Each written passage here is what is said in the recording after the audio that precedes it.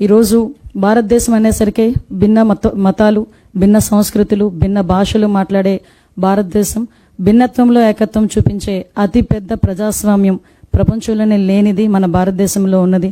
అదే ఈరోజు మన స్ట్రెంగ్త్, అదే ఈరోజు మన బలగం అనుకోవాలి.